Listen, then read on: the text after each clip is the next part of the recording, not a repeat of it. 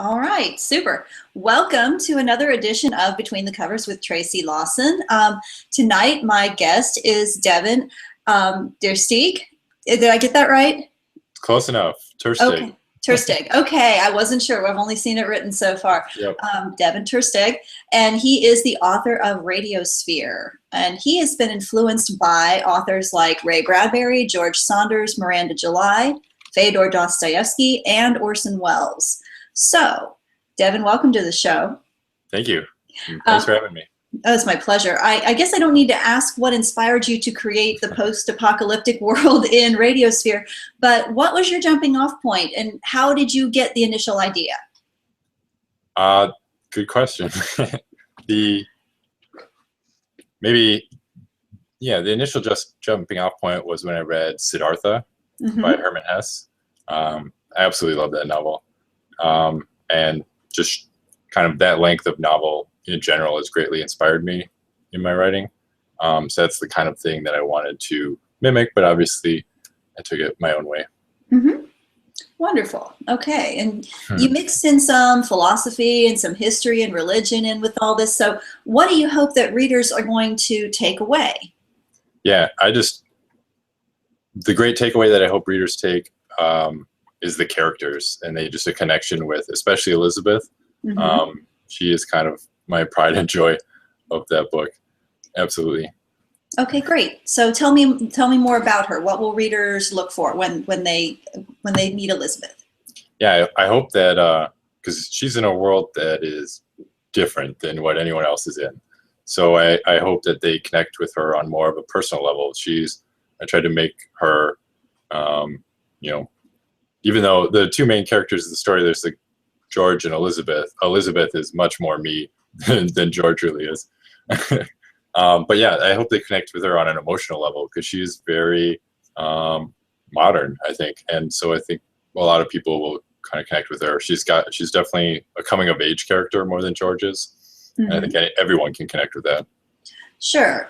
And it seems like she's working kind of a menial level job, and she's, not necessarily in the best living circumstances, and, not living with her parents, and maybe she's got a little bit of a disconnect there too. And so does that make her a prime heroine for the issues that she's going to face? Yeah, absolutely.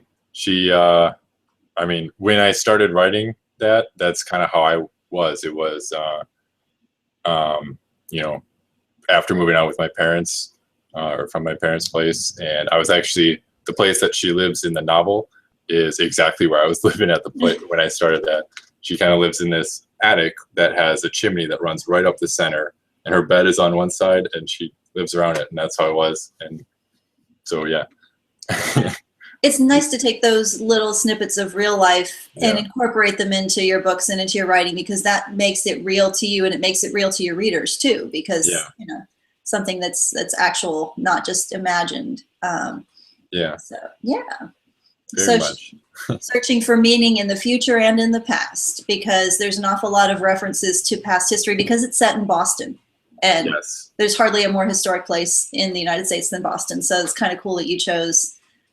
Did you live in Boston? Were you? I have never been to Boston, but it's always been one of those places, like, you always hear about it in school, and in anything historical, it's like it's number one, and it's a place that I intend to go fully and have wanted to go. And so that's kind of why it was set there, because I was just Googling everything about Boston when I was initially writing the story, just because I wanted to go there. And then I was like, I want to write about this place and try to understand it, because it is such a cool place. Absolutely. And you have to Google anymore. You can't fake your way through anything, because it's the way the world is. Even people who haven't been to Boston can Google it too. So you've got to be on top of the game and make sure you get it. So. and that's one thing I didn't think about a lot while writing the book. I mean, it definitely a little bit, but as I was getting near the end, I made sure to get beta readers that were from Boston. Oh, good idea. Yeah. Smart. Okay. Yeah, and they helped me a lot there, because they were like, this train, it doesn't go where you think it goes. I was good point. Well, those are exactly the kind of things that can trip you up as a writer when you're trying to present something. In the Counteract series, in the Resistance series, in the second book, they go to what is like the area around, say, Cumberland Falls, Cumberland, Kentucky, and that's the Resistance headquarters is kind of headquartered there. We went on a family vacation there, I think, when I was 11. Oh, wow. And it just, something about the scenery and something about the terrain, and you thought, okay, this is where I want it to be. And while I was writing Resist, one of my friends was on vacation in Cumberland Falls, and she posted pictures on Instagram, and I was like, oh, yay, it was just like I remember it. Thank you. Thank you for doing that for me. But it's that any book that is set someplace that you are not is difficult. Yeah. And definitely. And then one of the next things I'm working on is kind of like more of a short form story that's very visual. And the artist that I'm working with, right now I'm living in Fargo, North Dakota. And the artist that I'm working with is from the UK, but he actually moved here to Fargo as well. And neither of us are from here originally.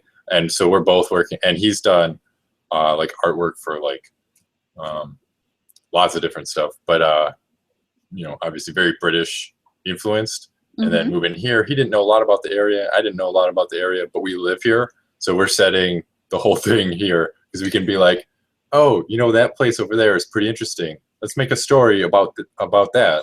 Because there's a lot, like before I moved here, I didn't realize how kind of historical of a town it was. It's kind of been here forever. And, there's the movie and the show about it, which I haven't seen the show, but at least that is a little bit more historical. And there's so many, just like, when was that built? That thing looks like it was like whatever, forever ago. And so it's definitely nice to write something where you can just walk over to the building and be like, okay, it is that tall and it is right there and it's this color.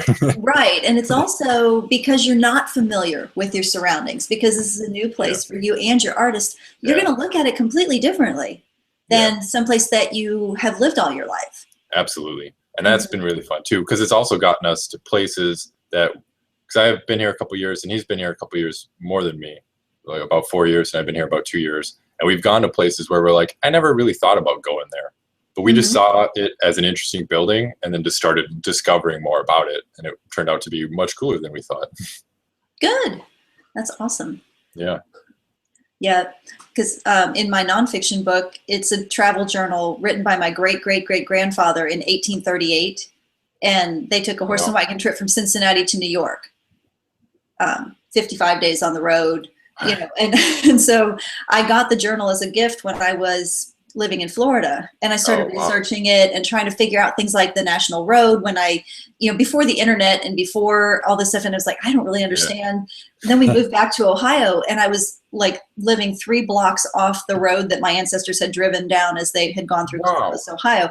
It's like, if not now, when, right? And so as you start to travel and you going to baseball tournaments or whatever, and we were in a town that was mentioned on the journal, and I took it with me and I was reading, and I thought, well, I'll just maybe make some notes. I'm walking around this town and going, that toll gate is where they stopped and paid the toll. That tavern is probably where they ate. And then I said, oh my gosh, I need to see it all the way they saw it. And so in the car on the way home, I was like, honey, I know how I need to write this book.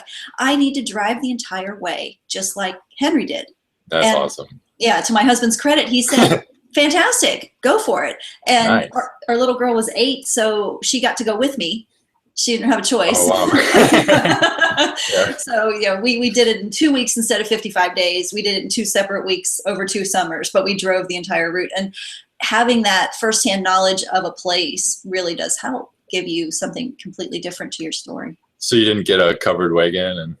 No, but actually it was the bicentennial year for the state of Ohio, and they were doing a bicentennial wagon train that was going east to west across the state on that same road. And so we met up with them one evening. Oh, and that's cool. Yeah, they had stopped to camp, and they had the mules, and everybody was dressed up in 1800s wear. And so that was kind of cool. I took pictures of that. So that was fun. Nice. And then the second half of that book is our journal and what we saw on the way. Oh, that sounds so cool. It was a really fun project, and I'm back with that family again. I'm doing what happened after they got back, because they had Oh, wow. they were on a mission. They were on a mission to figure out how to improve their business in Ohio, and they went back east to look at other mills and things, and then they came back, and what happened next is Wow. what I'm doing now. So yeah, so back in that research saddle again. Research is so fun, especially the way that it sounds like you did it, actually going there. Mm-hmm. It's, yeah, you take the academic element and totally Indiana Jones it. Just go out there. It's super fun, and you don't always find what you're looking for, but sometimes you find stuff you didn't know you were looking for, and that makes it exciting too. So yeah. Yeah. And I'm sure just the sort of details you take from being there when you are reading about it in whatever. And I'm not sure if are you like going to libraries and looking up old articles or like newspapers, I mean, and stuff like that, or? It was more going and looking for the plat maps, the township maps that had where everybody lived and their property. And man, I nerd out completely over those things. Those are, those are the best ever. Yeah. You know, and we did go to some historical libraries and things like that. And I taught her how to use a card catalog when she, you know, stuff that kids these days don't get to do. Right. So, yeah. But it's fun to visit the past. And I love how you visited the past in your book, because in on Elizabeth and Guy's date night, the movies that you chose. Oh yeah. Crack me up, because we saw Brazil a couple months ago over at the Texas Theater here in Dallas, and that's where Lee Harvey Oswald was caught after he shot JFK. Oh. And he was in the movie theater, and that's where they finally tracked him down. But so now it's an art theater, and they do like, you know, special screenings and stuff like that. And one night they showed Brazil, and so we went and watched it on the big screen. It was very cool. I love that movie. Oh, I love that movie too. It was, and then of course Rosencrantz and Guildenstern Are Dead. I recognize. I love that movie. It's a great movie. Yeah. Oh my gosh. Yeah. So yeah, I was totally digging that, and that's awesome. When my girlfriend first read it, she was like, "What are these movies you're talking about? Is anyone going to know these movies?" And I was like, "If they don't know these movies, I don't want them to read the book." Okay, well, see, there you go. Not true. It's not true. Go ahead and read it, and then be like, "Oh, what movie is that?" And I'm sure they're all on Netflix. Oh yeah, I'm sure they are. and honestly, Rosencrantz and Guildenstern Are Dead. It was just, you know. Yeah. It's like, that's one of my favorites. Yeah. All the stuff that these guys would have invented or solved if they'd made it through the film. So. Yeah. It's good stuff. Good. Very good stuff. Yeah. So what you've got here is people are searching for understanding between what is left of your humans and the aliens who have come here, because the aliens are stoked, right? They think they found life on other planets. Yeah. And but it doesn't go very well. It does not go very well. So yeah, the whole thing, they're coming here to meet people. They're like, oh my God, there's other life in the galaxy, you know, and they're not here to ruin us or take the water, you know, like kind of thing. They're just here, hey, there's someone over there. Let's go see if we can talk to them. And it doesn't work out good for anyone. Mm-hmm. No, and the fallout is a problem for a couple hundred years, it sounds like, and you know, we're trying to regroup and you know, it's hard to remember the time before and try and get back there. So, and that's something that's always interested me, just in school, in history. Like the big one that I think everyone would know is like Library of Alexandria. I always talk like, if that didn't burn down, how much would we have known, like had been able to retain, that we lost over time? And there's tons of stuff like that where like the Roman concrete was so much more advanced. It took us like whatever it was, like 800 years to like figure out how to do that again. Like, so that's kind of the concept I was playing off of there, which is always just something that's fascinated me. Oh, sure. And in the Mayan civilizations, it was the same way too. It's like they offed all the people who had the knowledge, and then, and then you're in a world of hurt all of a sudden, aren't you? It's terrible. So, yeah. And so you do what I do, which is you write in multiple point of view. Yeah. Yeah. So how do you handle that? Because, you know, I've had some people tell me, oh, you shouldn't do that. And I've had other people say, oh, no, you totally need to do that, because it's, you know, we all have our reasons for doing it. So tell me what your reason was for doing multiple POV. Well, part of it was how I wanted I just wanted the two different ways that they're each looking at the same thing. So I wanted, because kind of, I don't know, that's like in Siddhartha, especially, that's huge. It's how like the one guy is always changing throughout his life, and how he looks back and sees that thing from two different, or whatever, multiple viewpoints throughout his life. And I didn't want to do it that way, so I thought that different viewpoints was going to just be more successful for me there. Also, both of those characters, they're kind of just like part of my brain and the other part of my brain, and the way that they, because originally it was going to be just the one viewpoint, but it seemed like the voice was kind of swerving all over the place, and I realized this is two people, and so they just needed to be two people. Sure. Yeah, because sometimes you can't silence the other person. And that's kind of, I don't know if you do that a lot. I don't outline a lot when I write. I discover as I write, and then I have to go back and fix everything. But yeah, I go back and fix an awful lot too. I tried so hard to outline Counteract because I wanted to do it right. Yeah. It's like, oh, okay, now we outline. And then you outline, but then you go, okay, I'm having trouble writing this scene. And that was when one of the characters came to me and said, that's not what I would say there. Yes. Okay. Yeah. Okay. So I knew we feel that connection here. Yes. Yeah. Yeah. And the first time they talk to you, you go, oh no, because you're home alone and somebody's talking to you. But but she knew they're manifestations of your subconscious. They're your imaginary friends from when you were little. They're just back. And so you're not really crazy, Devin. It's okay. We're all here together. And but that's what mine did. And I said, well, that's what the outline says you're supposed to say. Yeah. And she said, I don't care about the outline. I would say this instead. And I said, oh, but that's so mean. That's horrible. Why would you? Don't do. I like him too. Don't do that.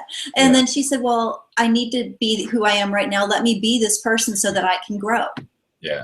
And so now whenever they speak up, I totally listen because they know better than me what's what. Isn't it freeing? It's so freeing. Oh my gosh.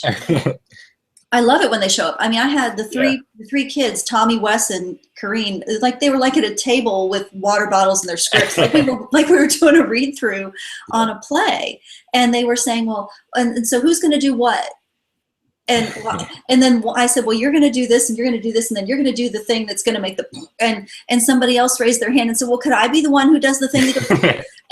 And I went, oh, yes. If you do that, then that's going to work. And it made me so excited that person volunteered to take, and but it really changed the tension in the scene and everything. And it's amazing what they will do if you let them work on it.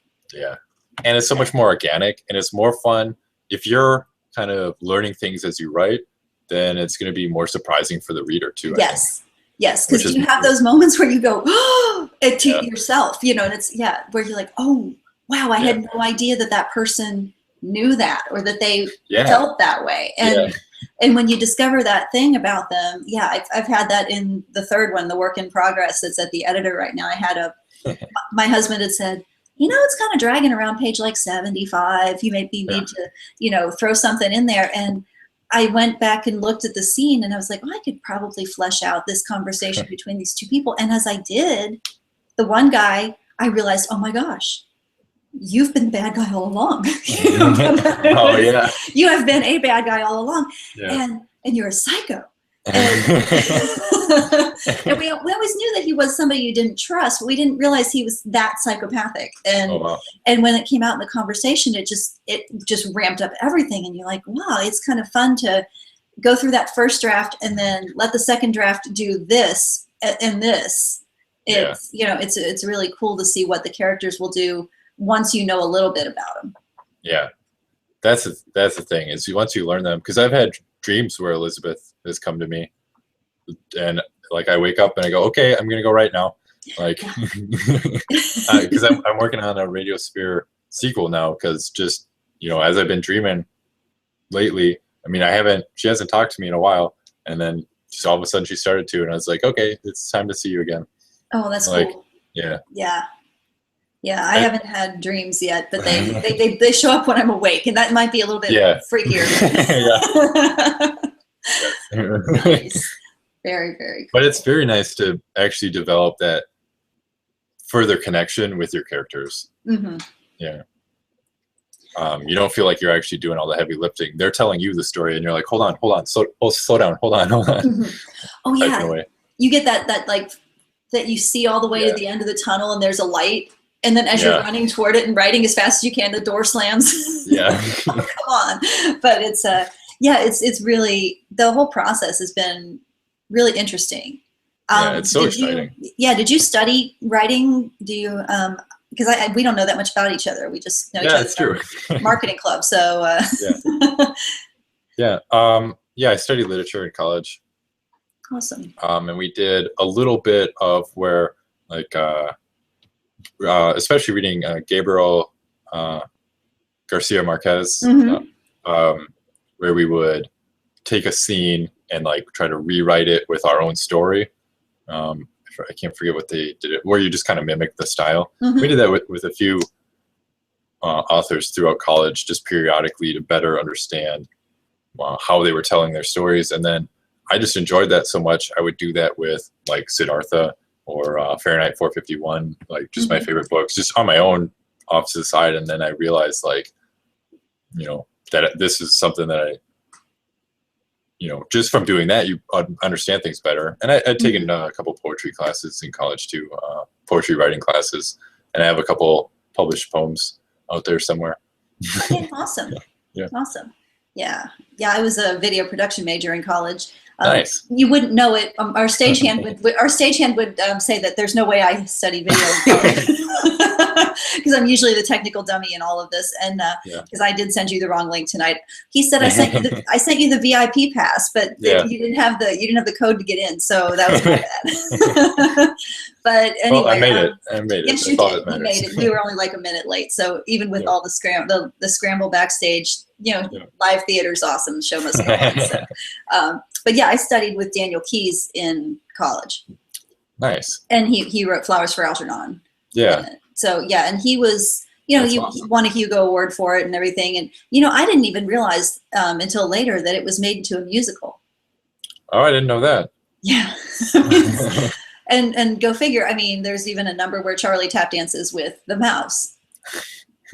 And it just really, it cracked me up because that's my day job for the last 20 years has been teaching dance and choreographing musicals. And I thought, well, it's kind of in this weird way that and the little bit of trivia from Dan's book, Charlie, Algernon and I, it was that there was a song that was written for the musical, and they ended up, there was the songwriter was working on two shows at once. And the song he had written for Flowers for Algernon, he ended up using in another show. And it was the song Tomorrow from Annie. Oh. And so imagine that with Charlie Gordon singing it rather than Annie. Wow. The little girl. And so it just kind of, it was really kind of like, wow.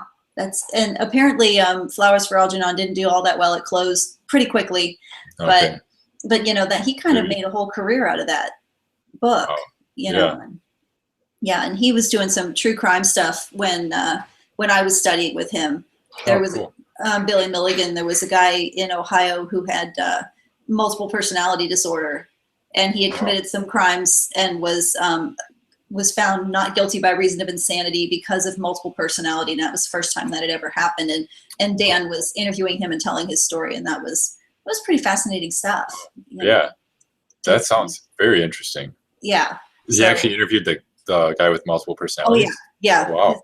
He was in the Athens Mental Health Center at Ohio University, and it was like a medium security thing, and he was allowed to go to town and get art supplies and stuff like that, but he mostly lived on the up on the ridges, and it's this 1870s mental hospital. You got to check it out online sometime. That thing is like Creep City. And but he lived there, and Dan would go up and interview him, and that's the book came from that. So yeah, that is cool. It was so it's amazing where you find your stories, right? Sometimes they fall down right in your lap. But it's yes. So let's see. I think we've covered almost everything on my list. Was there anything else you want to say about Radiosphere? I don't know. There's nothing specifically. I just hope people enjoy it. Yeah, I got a free book on Amazon. It just went up called Monophobia. So if people want to check out my writing style, it's similar. It's a totally different story, but it's similar style book, and you can totally check that out for free on Amazon, called Monophobia. Okay, I think it's pretty good. It's super short though. Good, nice little sample. Nice little sample, huh? Okay, well, let me do my plugs for shows coming up on the Liberty.me network. Tomorrow we have Unbiased America at 9 p.m. And then on Thursday we have The Future of Freedom number 18 at 7 p.m. So tune in for those programs as well. And yeah, Devin, this has been totally awesome. And like I said, I hope all success to you as you write and market and all those wonderful things that we get to do as authors. And yeah. Thank you very much. That was quicker than my lunch half hour. So that's the fastest half hour ever. I know, it just flies. Every episode flies. So it was really fun. Okay, well, it's really great to see you. And we'll see you at Marketing Club. Definitely, yeah. All right, take it easy. Have a good night. You too. Thanks.